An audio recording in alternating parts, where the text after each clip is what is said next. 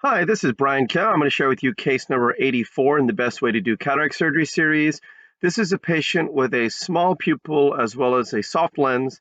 And with these soft lenses and small pupils, I really feel double chop and cross chop are really very well suited because you're able to perform mechanical fracturing forces even when the visibility is not great.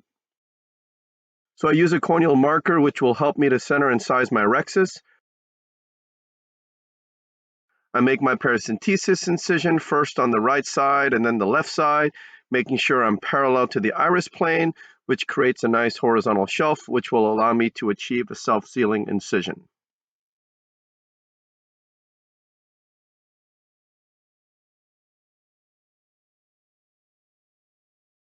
I'm injecting some intracameral lidocaine and then some intracameral epinephrine. And then this is dispersive viscoelastic.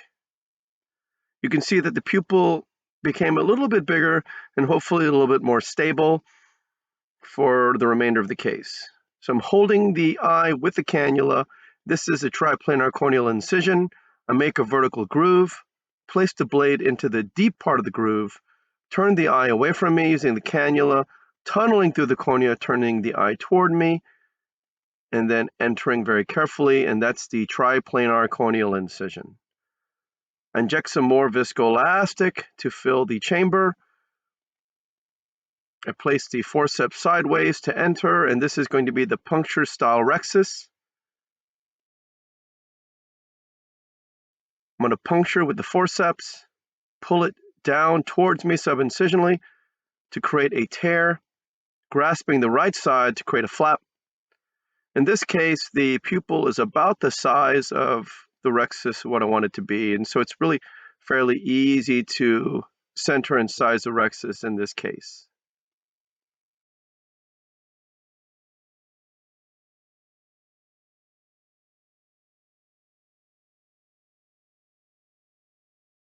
So I finish off the rhexis and burp the viscoelastic out. This is the capsular fornix hydrodissection technique. I place the cannula under the rhexis edge contra-incisionally, pointing the tip down towards the nerve, get a nice wave, decompress on the left side, and then the lens begins to spin. Irrigating the surface of the cornea, adjusting the sleeve, lifting the incision with the chopper, going in with irrigation off to minimize Descemet's trauma, removing the surface epinuclear material. Just because the pupil is small doesn't mean I can't proceed. I place the chopper under the rhexis edge, contra-incisionally, pointing the phaco tip vertically subincisionally, bringing both instruments together, crushing the lens in half, placing the chopper around the right heminucleus, pulling it centrally, and that crushes the right heminucleus in half. Using some vacuum to pull that first quadrant up, and then emulsifying the lens piece. Again, because all the maneuvers are from within the bag, as long as the instrument's within the capsular rhexis opening, all of this is very, very safe. So we'll go ahead and use the chopper around that second quadrant, pulling it against the phaco tip. And then once the lens piece is crushed, I'm able to use some vacuum to emulsify it.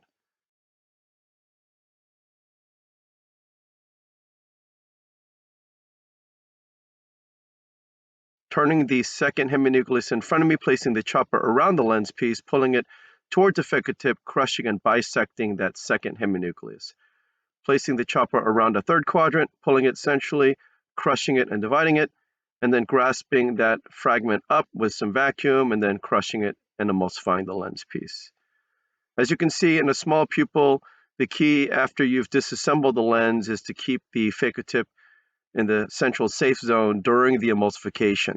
Otherwise, with all these other maneuvers, you don't really have to worry about keeping the phaco tip in the middle because you're not utilizing ultrasonic energy or vacuum.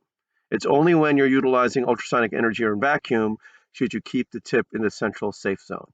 During the mechanical fracturing parts of the case, you can position the phaco tip any which way because it's acting as a chopper, not as a aspiration, vacuum, or ultrasonic energy handpiece.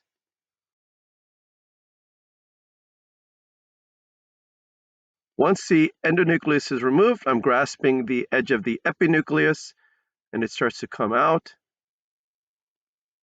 grabbing one piece at a time, and then making sure the chopper is deep to the phaco tip to protect the posterior capsule.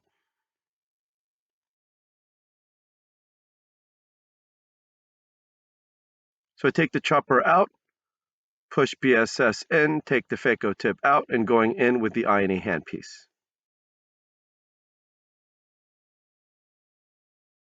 I'm adjusting the sleeve, starting subincisionally, sweeping side to side, removing the cortex from front to back.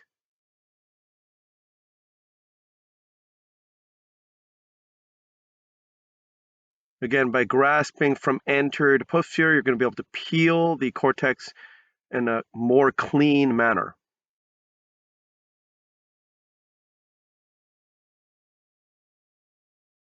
Once all that's removed, I switch to polish mode, and I'm polishing some of that fine material that's adherent to the posterior capsule.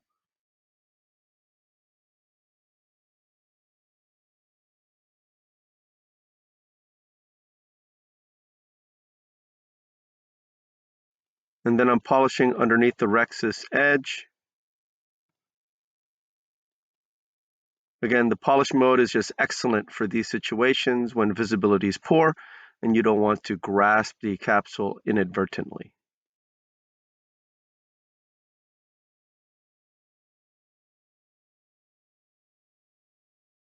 So place the BSS cannula into the subincisional capsular fornix. I'm starting to pulse. I do think you should be a little bit ginger with that maneuver, especially since you're not able to see the rexus edge there. So I switch to the cohesive viscoelastic, filling the bag, and then I'm going to polish with the capsule sweep, first on the left side,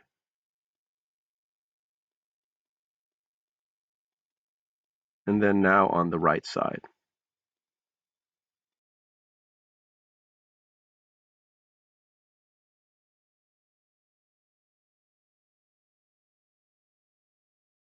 This is a single piece acrylic intraocular lens.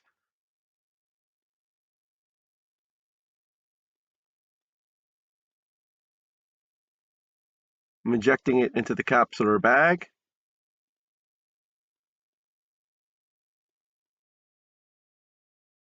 As it unfolds, I quickly switch to the INA. I go in, activate irrigation, make sure the haptics are off the optic, making sure they're within the bag, getting under the optic, tilting it, rotating at 90 degrees, removing the viscoelastic from underneath the lens within the bag. By doing it this way, it ensures that both haptics are within the bag. Reposit the optic down.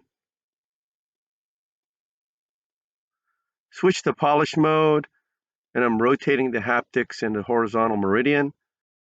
And then I switch to visco mode, removing the viscoelastic from the anterior chamber, and then I'll hydrate my incision. So again, with the soft lens, with small pupils, when you're not able to visualize the rexus edge very well, you can push down on the lens and go around the capsular rexus opening, making sure that the chopper is within the bag, placing the phaco tip vertically subincisionally, making sure it's also within the rexus edge, chopping the lens piece completely in half. You can be confident of this because you're definitely within the bag when you're doing these maneuvers, so you can't really damage the zonules.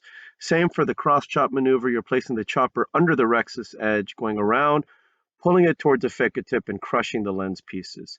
Since all these maneuvers are within the bag, you can be very confident that you can perform efficient lens disassembly with very little risk or danger to the capsule.